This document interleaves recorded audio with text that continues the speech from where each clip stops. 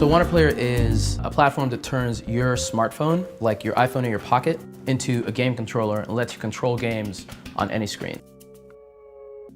I was born and grew up mostly in Nigeria, and I come from a family of entrepreneurs, so I always knew that at some point I would be trying to strike it by myself. To get to WanderPlayer, we looked at a variety of businesses that we wanted to do, and we had a couple of criteria that were really important, one of which was we had to build something that we would use ourselves, and we wanted to build something that took advantage of our strengths as both gamers and as people who've built things in hardware and software. The next step really is building out the team, and that's what we get out of more resources. This is my life. Like, I'm doing this, and I have a vision that one day the phone that's in your pocket is going to be the way that you control everything.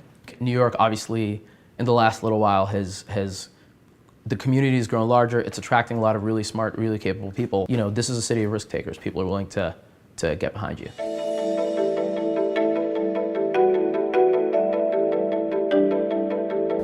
Ayo, nice to meet you. I'm working on a company called WanderPlayer, which is an easy way to play games on any screen using your smartphone as a controller. It's something that's real. So my phone can be the controller? Yeah. Everybody loves Mario, right? So let's start with that. Oh! This is crazy. This is old school. This is very old school. I'm excellent at this game.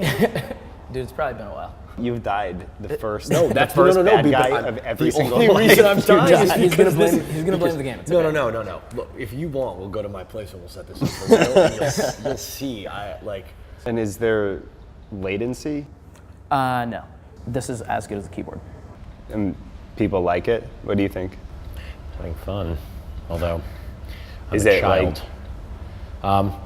It's a good experience. You know, for the one thing is this definitely has latency in comparison to a Nintendo, like the original Nintendo controller. That's for sure.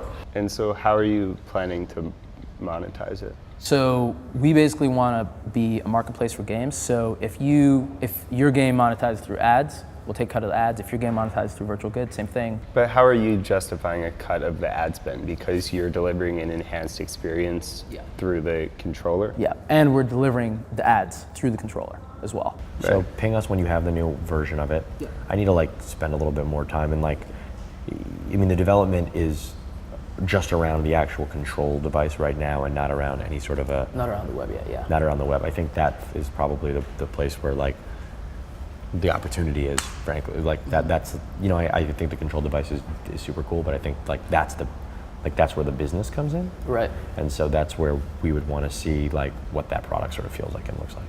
Got it. Cool. Thanks, guys. There's just something about using the touchscreen that it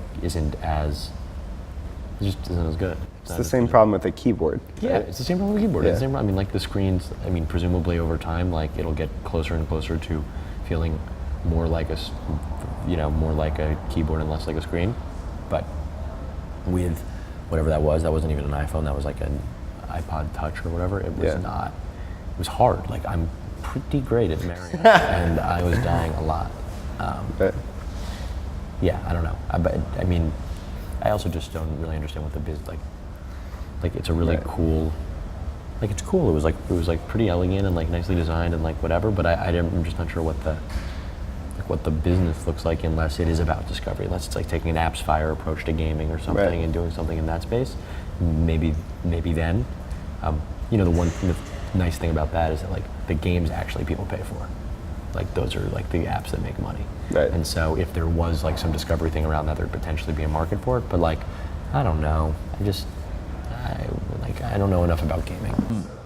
All I really wanted was a chance to show the product. I think the product speaks for itself. You put it in people's hands, they're addicted to it. And that's really what I was looking for. As you can see, Ben spent the whole time playing. I think went okay. I think, obviously, they're probably a little more excited about the product than the business, but that's kind of where it shines now. We're at an early stage, so it makes sense that that's what they'd be excited about. The big lesson is to come prepared to show the entirety of the experience rather than just the product, but a way for anybody who's playing to immediately see this is the product, this is the business, this is how they tie together.